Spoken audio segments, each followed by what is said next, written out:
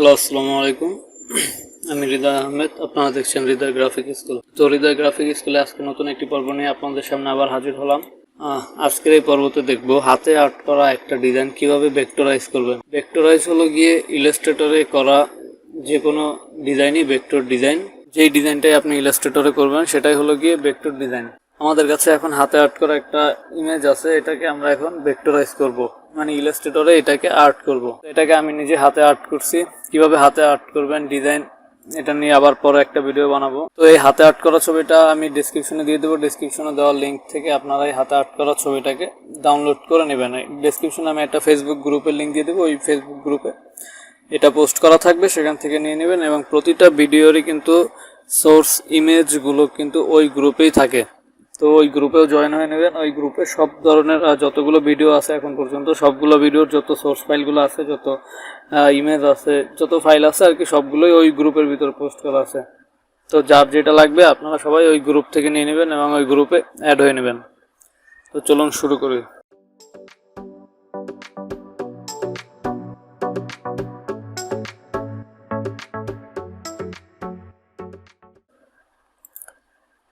ইমেজটাকে select করার পরে control 2 চাপ দিয়ে লক করে নিলাম। প্রথমে ইমেজটাকে লক করে নেবেন। লক করে নিলে কাজ করতে সুবিধা হবে, আর লক না করে নিলে কাজ করতে অসুবিধা হবে।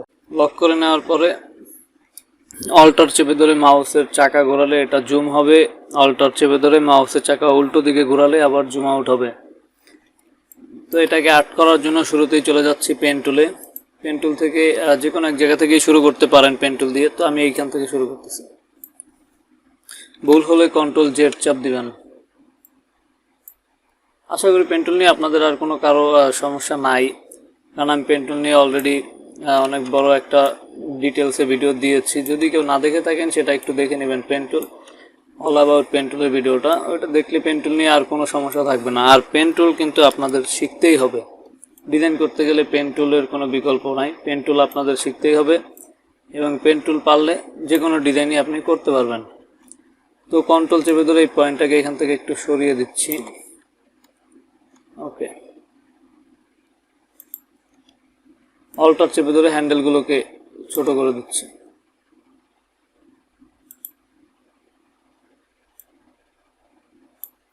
পেন টুল দিয়ে ডিজাইন করতে পারলে তখন অনেক সুন্দর হবে ডিজাইনগুলো, এবং আপনার নিজেও আর্ট করে অনেক মজা পাবেন, কারণ পেন টুল দিয়ে কাজ করতে গেলে অনেক ভালো লাগে আর কি। পেন টুলটা আর্ট করার জন্য অনেক সহজ।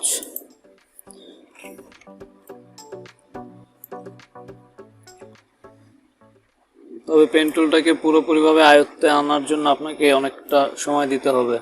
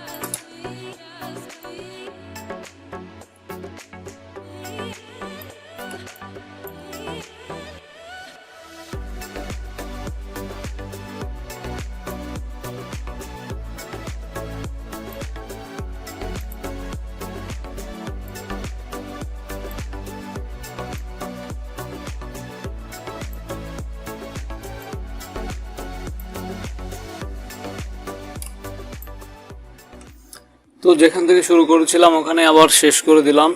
এরপরে আবার এইটাকে নতুন করে নিচ্ছি। এখানে একটা ক্লিক করে দিলাম, এরপরে এখানে ক্লিক করে দিয়ে আবার টান দিব এখানে, আবার এখানে ক্লিক করে দিচ্ছি। যদি বড় হয়ে যায় অল্টার ধরে হ্যান্ডেলটাকে ছোট করে দিব, তারপরে আবার এখানে ক্লিক করে দিয়ে সুন্দরভাবে সমান করে নেব।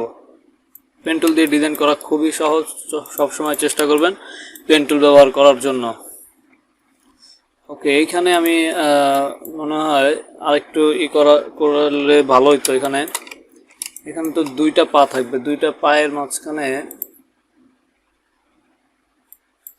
আমি এখানে আরেকটু কিছু আর্ট করতে পারতাম চাইলে। আমি হয়তো নিজে থেকে এখানে আর্ট করে দিচ্ছি।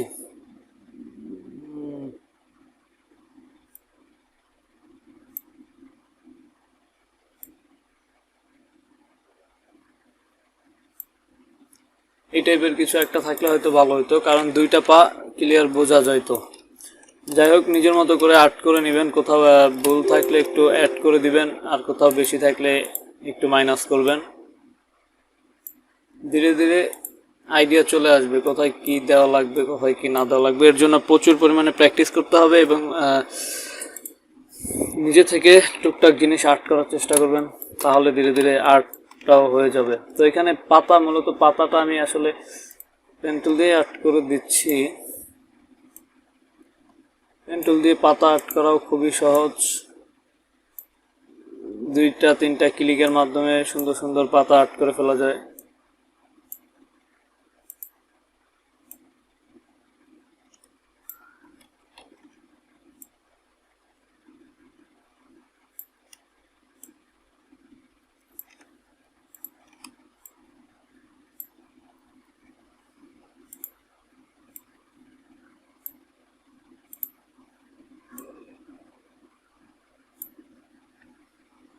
ওকে, তো মোটামুটি ডিজাইন আর্ট করা হয়ে গেল। এরপর আমি ডিজাইনটাকে ফিল কালার করে দিচ্ছি। ওকে, চোখটা সাদা কালার থাকবে। আচ্ছা, এরপরে এই জায়গাটা আসলে একটু খারাপ লাগতেছে। এই জায়গাটাকে পেন টুল থেকে আমি কন্ট্রোল চেপে ধরে এই পয়েন্টে একটা ক্লিক করলাম। এরপর এই পয়েন্টটাকে একটু অন্যরকম ভাবে করে দেওয়ার চেষ্টা করছি, এইখানে দিয়ে দিচ্ছি। আর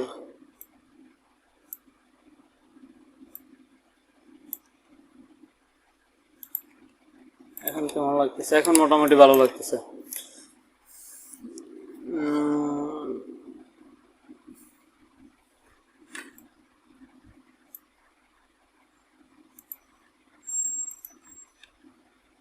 পাতাগুলোকে পাতার কালার দিয়ে দিলাম এবং এইখানে যেটা ছিল এটাও সাদা কালার থাকবে এরকম।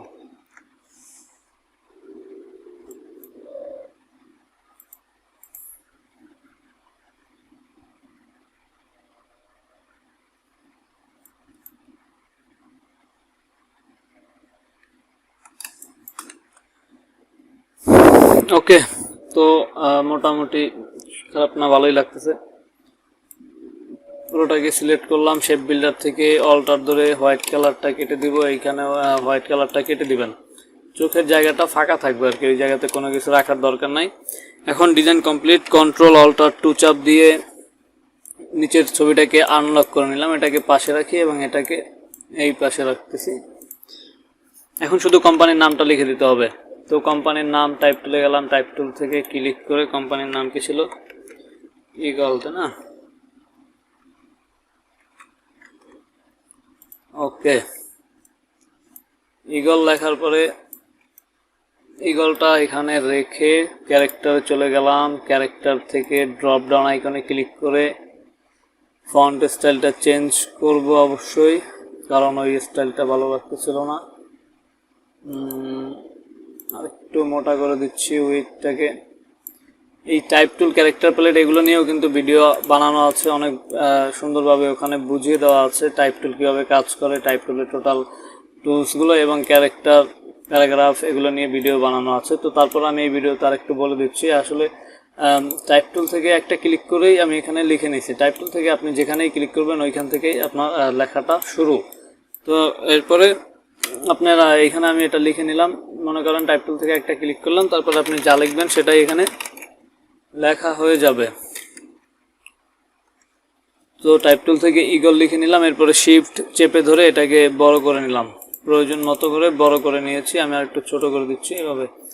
এরপরে ক্যারেক্টার অপশনে গেলাম। ক্যারেক্টার অপশনে যাওয়ার পরে এখানে আমাদের কোন ফন্ট দিয়ে লেখা আছে সেই ফন্টের নামটা দেওয়া আছে। এরপর চাইলে আপনি এখান থেকে ফন্ট স্টাইল চেঞ্জ করতে পারবেন, তো আমি চেঞ্জ করছি না।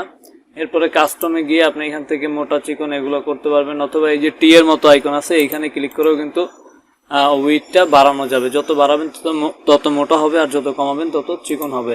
এরপরে এখান থেকে সাইজ বড় ছোট করতে পারবেন, মাউসের চাকা ঘোরালেই হবে।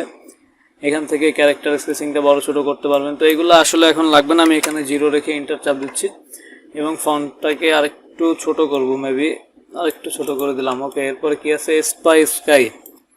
আবার টাইপ টুলে গেলাম, টাইপ টুল থেকে একটা ক্লিক করলাম, ক্লিক করার পরে লিখে দিব SPY। আচ্ছা, এইবার দেখেন তাহলে লেখা শেষ হওয়ার পরে এটাকে শিফট ধরে ছোট করে দিলাম। এরপর এখানে রাখলাম, আরও ছোট করে দিচ্ছি। এরপর এটার লেখার স্টাইলটা চেঞ্জ করতে হবে। চলে গেলাম ক্যারেক্টার থেকে ড্রপ ডাউন আইকনে ক্লিক করব, দেন এইখান থেকে অন্য একটা স্টাইল সিলেক্ট করে দিচ্ছি। এরকম একটা স্টাইল সিলেক্ট করে দিলাম এবং এইখান থেকে আমি লেখাটাকে আরেকটু এটা যেমন আছে তেমনই থাকুক, এখান থেকে আরেকটু চিকন করতে হবে আমাকে। সবই ইটালিক। আচ্ছা, রেগুলার করে দিচ্ছি, আরও ছোট করতে হবে। এখান থেকে চাইলে ফন্ট ছোট করতে পারবেন অথবা শিফট ধরেও ছোট করা যাবে। এরপর দেখেন ক্যারেক্টার স্পেসিং, মানে একটা অক্ষর থেকে আর একটা অক্ষরের দূরত্ব কতটা থাকবে। তো আমি এখানে 300 লিখে দিয়ে ইন্টার চাপ দিলাম, 300 আসলো। 300তে খুবই কম, আমার আরও দরকার। আমি এখানে লিখে দিলাম 1000, 1 2 ইন্টার চাপ দিলাম। ইন্টার চাপ দেওয়ার পর এটা হয়ে যাবে। তো 1000ও অনেক কম হয়ে গেছে, আমি এখানে 1300 দিচ্ছি, তারপরে এন্টার।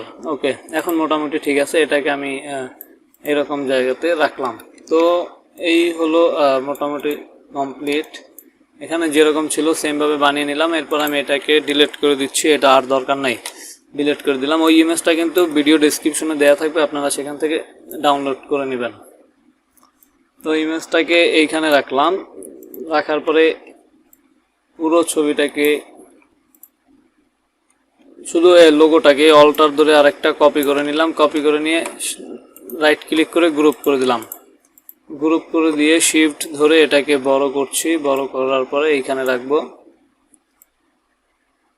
এইভাবে, এবং রাইট ক্লিক অ্যারেঞ্জ, তারপর সেন্ড টু ব্যাক, মানে পিছনে পাঠিয়ে দিলাম। তারপর এটার ডাবল ক্লিক করে ফিল কালারটা দিয়ে দেবো। আমাদের ফিল কালার আছে ব্যাকগ্রাউন্ড হোয়াইট রেখে, হোয়াইট একদম এই কোনারে হোয়াইট থাকে, তো হোয়াইটের থেকে হালকা একটু নিচে দিব, মানে ব্যাকগ্রাউন্ড যে কালার তার থেকে হালকা একটু গাঢ় করে দিলাম, যাতে এটাকে হালকার উপর দেখা যায়, হালকা দেখা যাচ্ছে। আমরা এটাকে আবার সিলেক্ট করে আবার এখানে ডাবল ক্লিক করে আরেকটু গাঢ় করে দিচ্ছি, যাতে আরেকটু ক্লিয়ার দেখা যায়।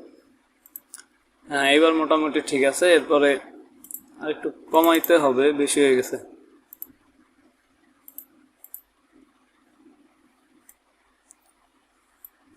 এটাকে আবার Ctrl+2 দিয়ে লক করে রাখলাম। আর এইটা হলো আমাদের ডিজাইনটাকে আমরা আরেকটু শিফট ধরে বড় করে নিচ্ছি, এই যে মাঝামাঝি রাখলাম।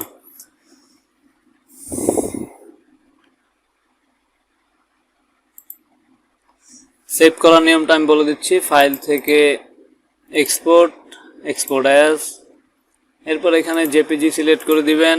ইউজ আর্টবোর্ডে অবশ্যই টিকমার্ক দিতে হবে এবং নির্দিষ্ট একটা জায়গা সিলেক্ট করে নিয়ে এখানে আপনি আপনার একটা যে কোনো নাম দিতে পারেন। আমি এখানে নাম দিচ্ছি ঈগল, তারপরে এক্সপোর্ট। এখানে RGB কালার দিবেন, এখানে 10 থাকবে, এখানে 300 থাকবে, তারপরে ওকে, হয়ে গেল।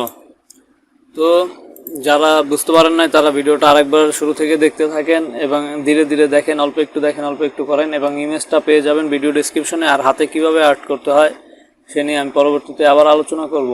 তো কারো যদি কোনো লোগোতে সমস্যা থাকে কমেন্ট করতে পারেন এবং রেগুলার আপডেট পাওয়ার জন্য অবশ্যই সাবস্ক্রাইব করে দিবেন। আর যারা গ্রাফিক্স ডিজাইন শিখতে চায় তাদের কাছে আমাদের চ্যানেলটি শেয়ার করে দিবেন। এতক্ষণ সাথে ছিলাম আমি হৃদয় আহমেদ। সবাইকে ধন্যবাদ। আবার পরবর্তী ভিডিওতে কথা হবে। ততক্ষণ ভালো থাকবেন, সুস্থ থাকবেন। আসসালামু আলাইকুম।